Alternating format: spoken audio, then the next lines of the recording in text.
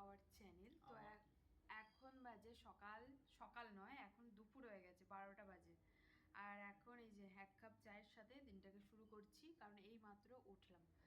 তার জন্য ওই দেখো, দেখতে পাচ্ছ ঘর দৌড় ঝাড় দিলাম। ঝাড় দেওয়ার পর ওকে বললাম যে চা করতে, একটু করবে তো না, এই জোর করে করে ওই দেখো কিছুতেই করবে না, জোর করে করে করালাম। তারপর তো কি বলবো আর, মানে 12টার সময় নাস্তা খাবো না চা খাবো, এখনো প্রচুর কাজ পড়ে আছে। হাঁড়িটা পড়ে আছে, কালকে হাঁড়িটা মানে তলায় তো লেগে গেছিলো, যার জন্য আমি মাজতে পারিনি। ওকে বললাম যে মেজে দিতে। তারপর ওই চায়ের বাসন কোটা আছে, ঘরটা মুছবো, মুছার পর আমি স্নানে যাবো। ভাবলাম দোকান খুলবো, কিন্তু 12টা বেজে গেছে, কি করে আর খুলবো।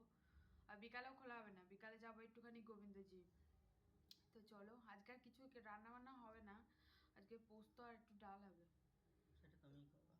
আমি করব না, আমি পাচ্ছি না, মাজায় প্রচন্ড যন্ত্রণা করছে আমার, দাঁড়িয়ে থাকতে পারছি না, এত মাজায় যন্ত্রণা করছে। নিশ্চয়ই করবা, হানি কড়াই নামিয়ে দেবো। তো চলো, পরে দেখা করছি তোমাদের সাথে, চাটা খাই। ওকে একটা কাজ বলি না, এমন মানে ভাবে রিয়াক্ট করে,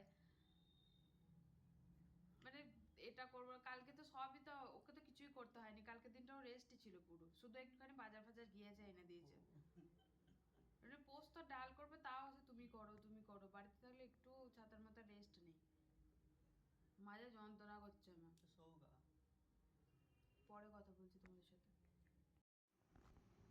তো এখন চলে এসেছি দোকানে, সমস্ত কাজ বাজ, সেটা এখন কটা বাজে জানো, 2টো। তো আসার ইচ্ছা ছিল না, কিন্তু জানো তো এক এক সময় মনে হয় যে মানে বাড়িতে বাড়িতে থাকার থেকে একটু দোকানে যাই, দোকানে গেলে একটু মানসিক শান্তিটা মেলে। কারণ মানুষের সব থেকে আগে হচ্ছে নিজেকে একটু স্পেস দেওয়া, সব সময়তে সব কিছুতে বিজি রাখাটা উচিত না।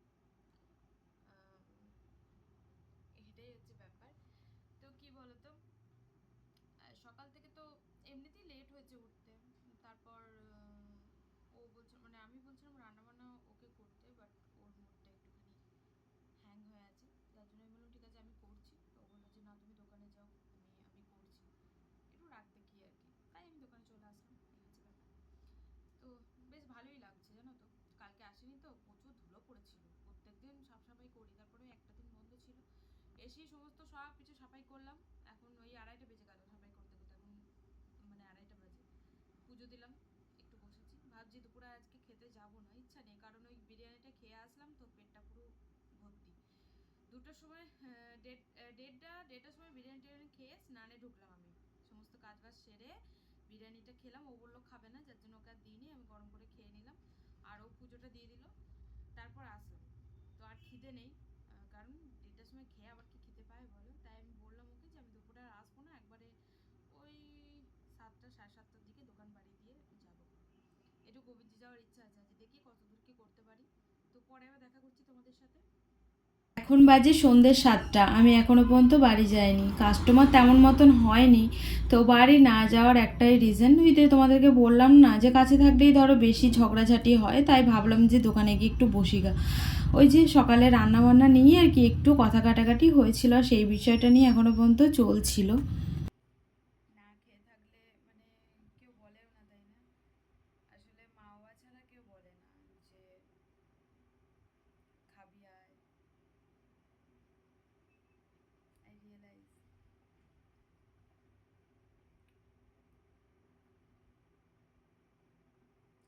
অ্যাকচুয়ালি কি জানো তো, আমি রাগ করলে ভাঙানোর লোক থাকে না। আমি রাগ করলে আমি নিজে নিজেই রাগটাকে কন্ট্রোল করে নিই, কারণ আমি কারো রাগ ভাঙাতেও পারি না, আর কেউ আমার রাগও ভাঙাতে পারে না। মানে ভাঙানোর কেউ কোনোদিন চেষ্টাই করে না, তো ভাঙাবে কি করে? চেষ্টা করলে আমি এমন একটা মানুষ না, গলে যাই, কিন্তু কেউ চেষ্টাই করে না আমি রাগ করে থাকলে। এই জিনিসটাই সব থেকে আমার বেশি খারাপ লাগে। যাই হোক,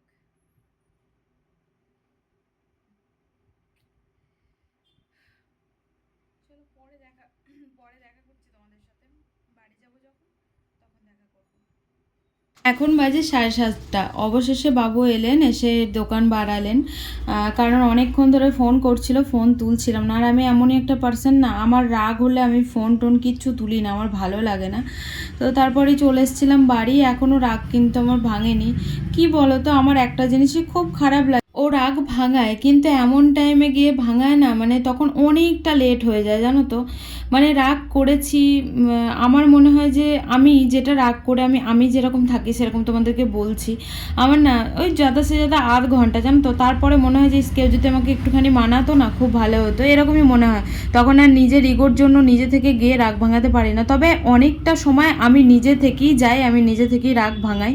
কারণ কি বলতো, আমার কাছে সম্পর্কটা অনেক বেশি ম্যাটার করে, কারণ রাগটার থেকে আমি যতক্ষণ রাগ হয় ততক্ষণ থাকি, তারপর নিজে থেকে যাই যে, আর এই সুযোগটা কাজে লাগায় সঞ্জু, কারণ ও তো দেখে যে নিজে থেকে তো আমি যাচ্ছি, তাহলে ওর তো ভাঙানোর কোনো প্রয়োজন পড়ে না। যখন দেখে যে আমি নিজে থেকে যাচ্ছি না তখন এসে রাগ ভাঙায়, এই জিনিসটা আমার খুব খারাপ লাগে। আগে থেকে করলে কি এমন ক্ষতি হয় বলো তো। আর এই যে বাড়ি এসে দেখতে পেলে জামা কাপড় সমস্ত পড়েছিল, আমি সব কিছু রেখে আমি চলে গেছিলাম, আমার কারণ আমার যখন রাগ হয় না আমি একটু চাই ওর থেকে দূরে থাকতে, কি বলতো ওর কাছাকাছি থাকলেই আমার মানে রাগ কন্ট্রোল না করতে পেরে না আমি উল্টোপাল্টা বলে দিই, যার জন্য আমি দেখি ঝগড়াটা আরও বাড়বে, তার থেকে থাক একটু ওর থেকে দূরে সরে যাই।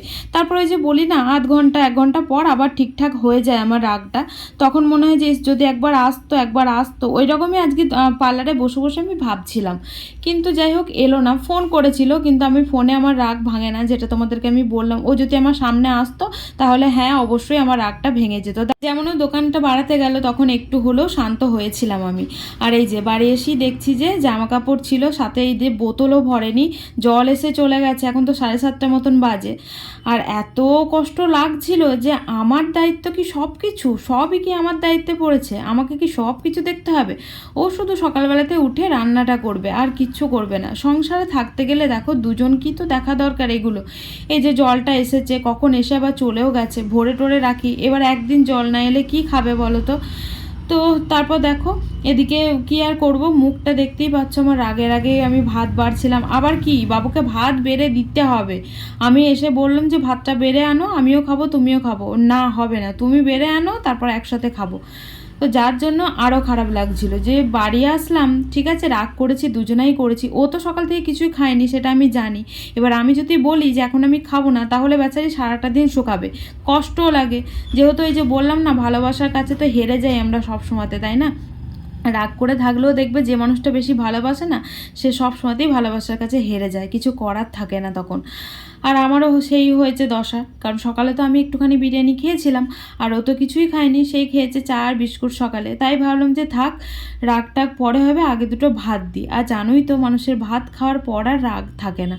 যাই হোক তাও রাগটা ভাঙিয়েছিল বলি তাই আর কি। তো তারপরে এই যে খাওয়া দাওয়া হলো, পোস্ত হয়েছিল, ডাল হয়েছিল, তোমাদেরকে বললাম যেটা। আর পোস্তটা যে একদম ভালো হয়নি, ওরও মুড ভালো ছিল না আমি বুঝতে পেরেছি, যার জন্য এত বাজে করেছিল। টমেটো দিয়েছে একদম পুরো টকটক হয়ে গেছিলো। ডালের মধ্যে টমেটো দিলে খেতে ভালো লাগতো, কিন্তু পোস্তর মধ্যে দিয়েছে তো অতটা ভালো লাগছিল না।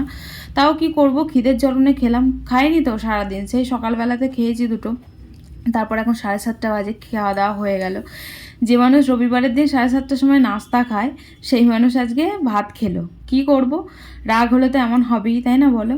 তারপর কিছু বাসন ছিল, ও তো দুপুরে রান্না করেছে সেই বাসনও ধোয়নি রেখে দিয়েছে, তাহলে কার না রাগ উঠবে বলো তো, মানে তখন কি আর ভালো লাগবে। ওদিকে গ্যাস পরিষ্কার করলাম। ঘরে যাও, মানে তো বসে যাও।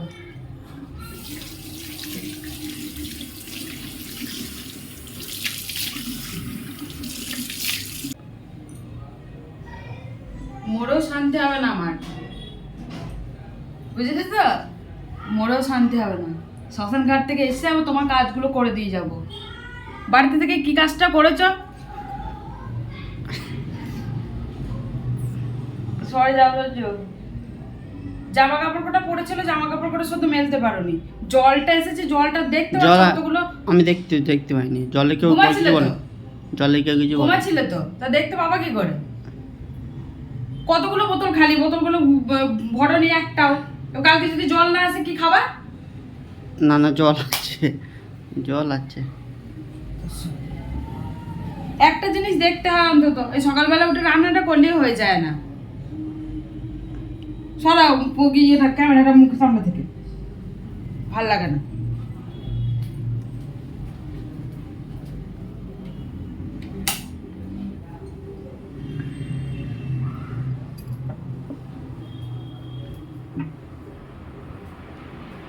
এই সরো তো।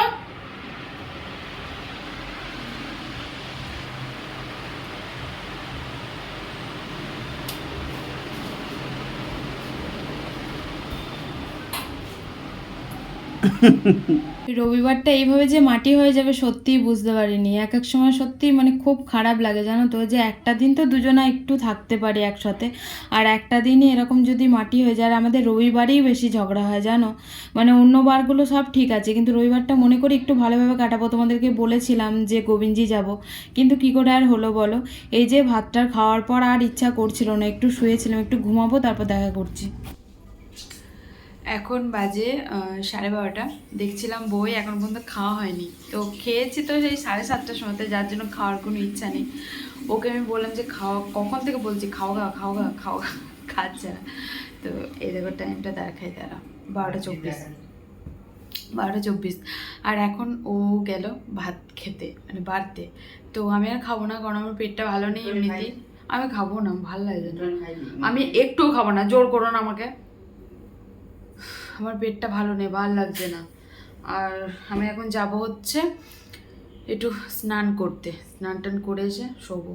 বই দেখছিলাম ধ্যারাক, খুব একটা অতটা খারাপও না, অতটা ভালোও না, ওই মোটামুটি ভালো ভালো খারাপ দুটো মিলিয়ে আর কি।